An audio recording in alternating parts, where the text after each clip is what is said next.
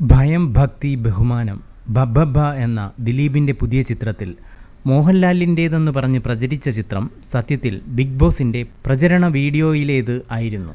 കറുത്ത ഷർട്ടും കൈലിയുമണിഞ്ഞ മോഹൻലാലിൻ്റെ ലുക്ക് ദിലീപ് ചിത്രത്തിലേതെന്ന മട്ടിൽ പ്രചരിച്ചതോടെ വെട്ടിലായത് ബിഗ് ബോസ് ടീമായിരുന്നു. ദിലീപിൻ്റെ ബബ്ബബ്ബ ടീസർ പുറത്തുവരുന്നതിനും ഒരു ദിവസം മുന്നേ തന്നെ ആ പ്രചരണ വീഡിയോ പുറത്തിറക്കിക്കൊണ്ടാണ് ബിഗ് ബോസ് ടീം തിരിച്ചടിച്ചത്.